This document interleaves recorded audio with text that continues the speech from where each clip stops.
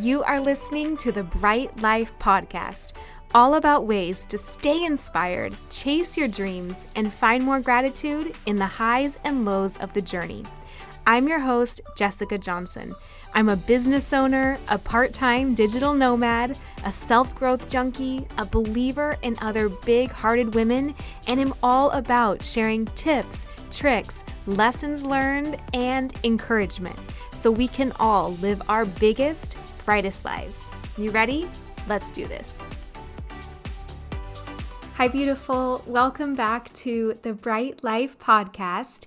This week, I wanted to share a perspective that could shift your why and your reason for being here, and that can hopefully, one, give you a little bit more grace around wherever you're at right now and whatever you're learning, and two, help you show up more fearlessly and boldly with purpose. And it all goes back to thinking about the reason that you're here. Now, we all have a lot of ideas around why humans are here. You may have your own beliefs around the reason that you have been given life and why you're here, what you're here to do. But I had this thought the other day. You know, one of the reasons that I think we're potentially here is because our souls have something to learn, and it's almost like Earth School. I was thinking about this and I had never really thought of it in that way, of like maybe one of the reasons that we're here, and take from this whatever serves you and leave the rest, but maybe one of the reasons we're here is because our souls have something to learn in this life. Something to overcome, something to improve upon, something to make an impact with or take with us. And so as I was thinking about that, it really gave me a new perspective and energy around what I'm here to do. And I thought maybe it might do the same for you. Okay. So here's some things to think about. I thought I could share a few journal prompts that would help you get back to feeling like you feel connected to why you're here and maybe find more purpose in it. These are things that have really helped me see just another angle of things. So one of the first things I did when I had that thought of like, maybe this is just Earth School, is I jotted down what lessons do I feel, or do you feel, like your soul is trying to work out right now? So maybe there's things where you automatically have an idea and you're like, this part of my life is really hard for me, or this is something I've been working on for years, or this is just what I'm going through right now. Could be something like stepping into your own personal power, using your voice, working through a relationship. Maybe you're overcoming patterns that your family has had for generations. Maybe it's addiction, maybe it's healthy relationships, maybe it's a health goal. It could be a million different things, big and small. But one of the ways to find this, if nothing comes up right away, is to look to your fears. So usually your fears, the thing that you're afraid to do, afraid to say, a conversation you don't want to have, something you don't want to ask for or speak up about or feel like you're leaving left unsaid. Those fears are often the areas where we have the greatest opportunities to grow. And they wouldn't be fears if you had already kind of worked through them and felt like they're just easy to incorporate in your life, right? So that's one of the places I looked, is I was like, okay, what am I still afraid of these days? That is an opportunity for growth and for learning and to stepping into my own power in that area. And so it may be the same for you. So think about that. If this is Earth School, if you're here for a reason to learn something or to evolve, what lessons do you feel like your soul could benefit from or could learn from right now? The second question to journal on is, where can you give yourself a little more grace because you're here to practice this? So it's okay if you're not a natural right now. So whatever those areas are that you feel like you keep running up against or keep confronting, or maybe you just realized, oh my gosh, this is something I'm here to do and to figure out, it's okay that you don't already know how to do it. It's okay that you keep running up to a wall here. It's okay if you feel like you keep making the same mistake over and over again, because maybe part of why you're here is to figure out how to navigate this. Maybe this is part of your soul's work, and so it makes sense that this would be a hard thing for you. But I definitely think if you have those things in mind, that you know what's hard for you and you immediately sense a few things that you could work through, I definitely think that could be part of your mission and your purpose here to grow and to step into more fully. And so just give yourself that grace and permission that, yeah, working through that is going to be hard, because maybe that's the hard work that you're here to do. So that's kind of what I would journal on secondly, is like, where can you give yourself a little bit more grace and permission to just practice it and to keep trying new things if you haven't nailed it yet.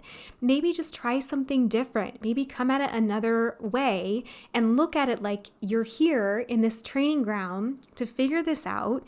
And the way you're going to figure it out, because you don't know the answer yet, is to try different things and to make this part of your journey and your story. So keep coming at it from different angles. You're literally here to figure this out and to practice in a school environment, Earth School, right? That's one way to look at it. So I think just giving yourself a little bit of grace can really go a long way and allow you to get more creative and more relaxed about the process again. So that's the second thing. The third thing that you could journal on is, where can you play a bigger game? If this is really what you're here to do, to overcome or to learn, where can you play a bigger game?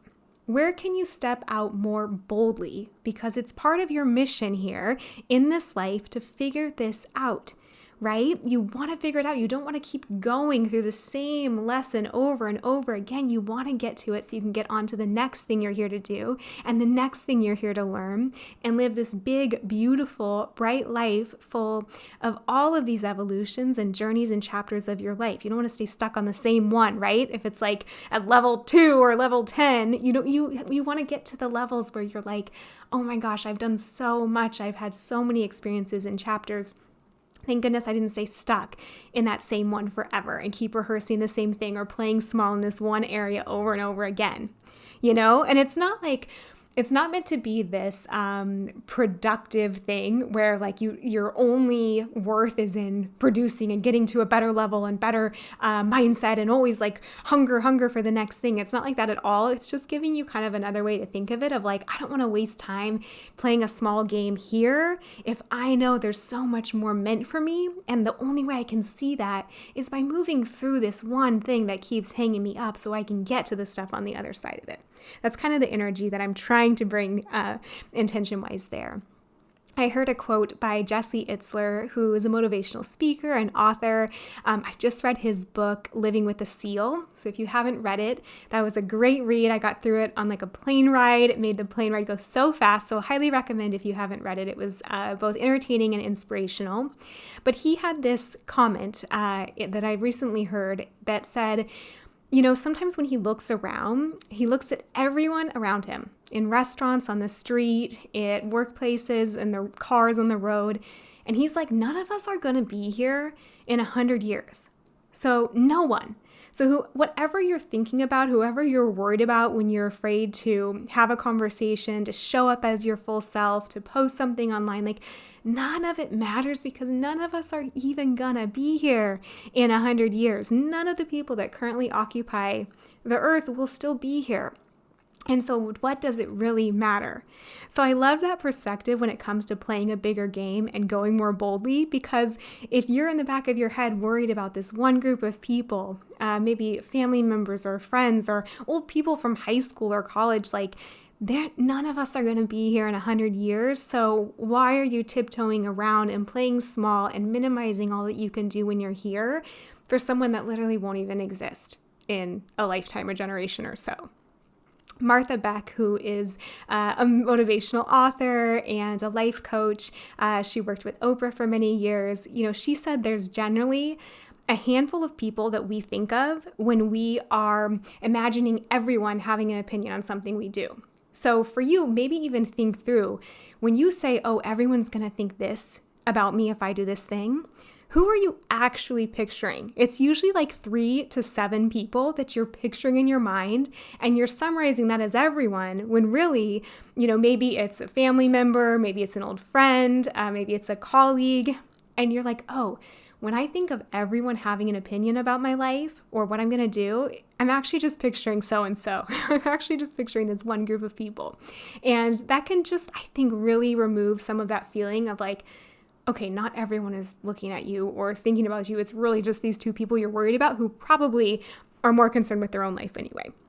Okay, so that's the third one, is like, where can you play a bigger game? Again, the second one is, where can you give yourself just a little grace to be a student and a beginner again?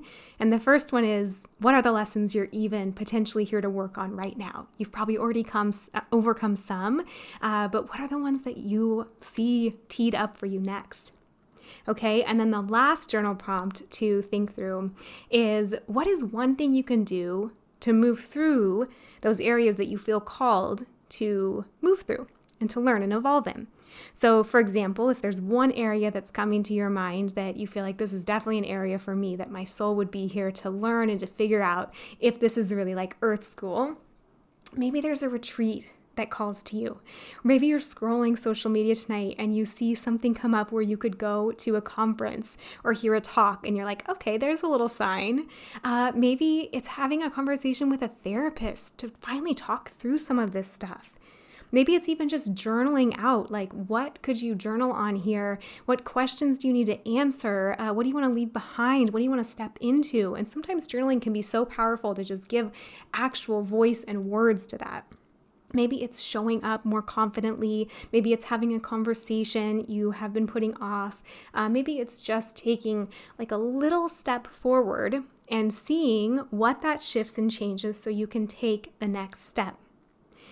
But I hope this gives some ideas, because for me, this whole week I've been thinking about that, and it's really shifted a lot for me, of just thinking like, okay, day to day, maybe there's some things here that I'm meant to learn and I'm meant to like get through here, and I'm meant to really just evolve through. And so for me, it's just journaling through these things has honestly helped me clarify what those might be for this chapter of my life, little things I can do to start to move forward. And it's given me a lot of confidence and renewed energy that I can do it and I'm here to do it. And like, let's play a bigger game. And so I hope it can do the same for you. And if this perspective is helpful, then I really hope it supports you in your own evolution and in whatever you are here to learn and do.